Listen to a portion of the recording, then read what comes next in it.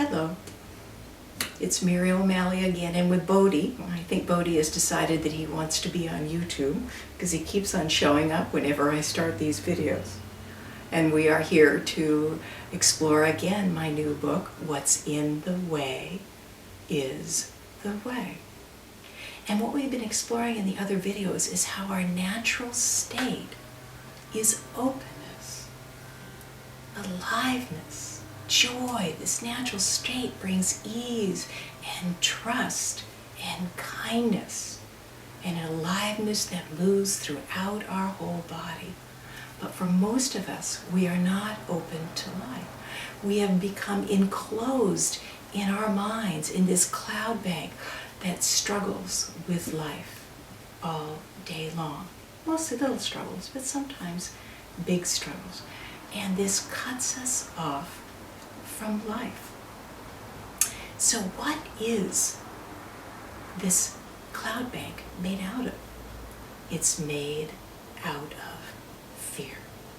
If you had a little door on your forehead and you could open it up and you could see that you have a storyteller that is telling itself stories all day long, and they are based on fear, and it spends most of this time, the storyteller spends most of its time managing its own fear.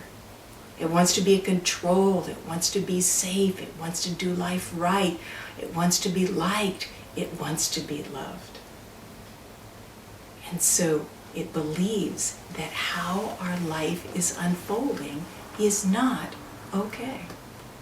And so we all have big fears and we have little fears. Our little fears are, oh my God, we've got a spot on our shirt or a new wrinkle on our face, or we're going to be late to work. But our big fears are oftentimes that of illness and maybe of homelessness or maybe of being rejected. But whether our fears are these chronic little drip of insecurity that we live in most all the time, or they come in the middle of the night and shake us to our core, fear is narrating our world. It believes that how our life is unfolding is not okay, and we have to manage it. And if we don't, something bad will happen, or nothing will happen at all.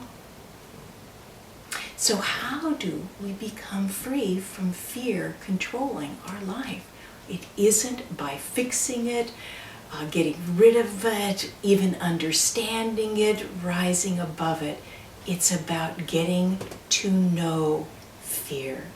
It's about learning how to look at it so that you can unhook. There's a wonderful quote I put in the book from the teacher of consciousness, Krishnamurti, and he says, "It is not that you must be free from fear. The moment you try to free yourself from fear, you create resistance against fear. Resistance in any form does not end fear. What is needed, rather than running away or controlling or suppressing or any other resistance, is understanding fear. That means to watch it, to learn about it, to come directly into contact with it. We are here to learn about fear, not about how to escape from it or how to resist it." And so this is what this book is about. And chapter 3 is called Fear Nothing to Be Afraid of. It's about learning how to look at fear so that you can unhook from fear. And in doing this, there's about 5 really important points you need to know.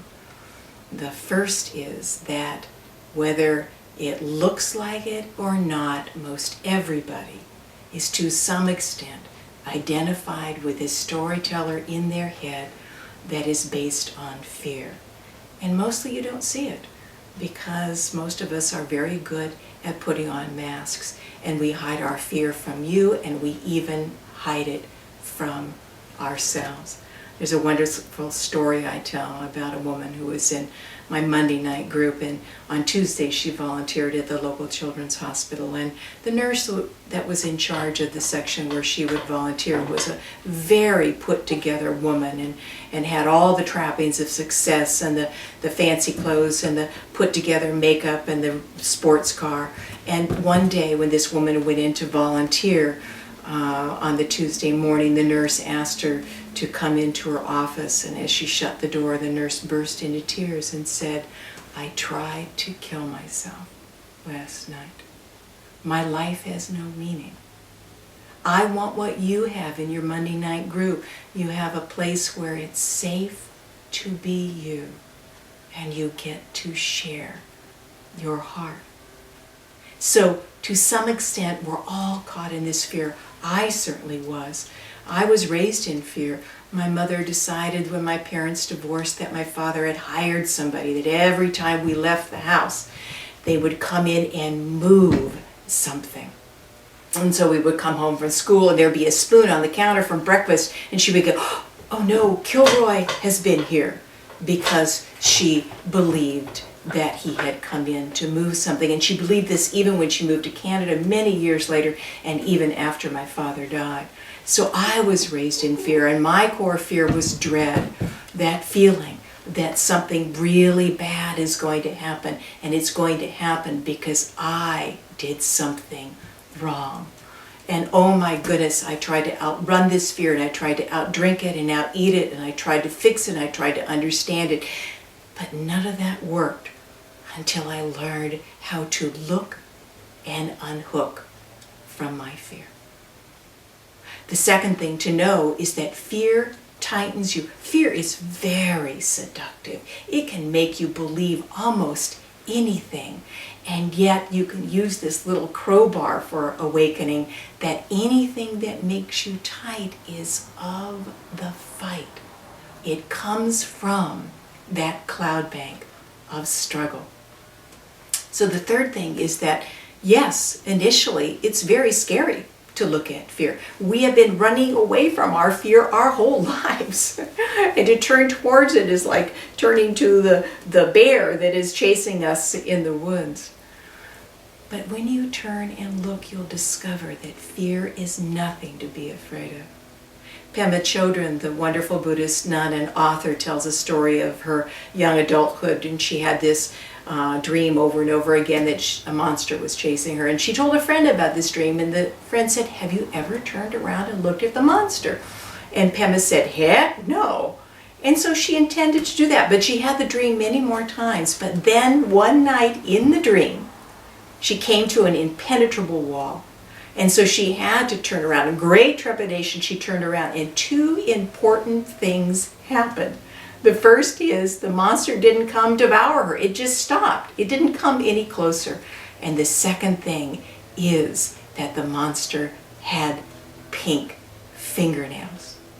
So no matter how afraid you are of your fear, it is nothing to be afraid of. The fourth thing to know is that whenever fear is happening, it is always happening within this greater space inside of you that is not afraid. That is what I call the meadow of your being. And you can access it more as you learn how to look and unhook. So the last thing is that all of this energy that was bound up inside of you, that knot in your stomach, that tightness in your neck, the ache in your jaw, all of those are just the bound up energy of fear. And the more that you can look and unhook, the more that energy is freed up back into the free-flowing aliveness that you really are. So I invite you to ask yourself this question: do you want to be run by fear the rest of your life? Or are you willing to cultivate the willingness and the courage to look at your fears and discover that they're nothing to be afraid of? And so yes, it does help to have support on this journey of looking and unhooking from our fears. That's why I wrote the book. And if you are interested in getting the book, just email me and I'll send you the chapter on fear.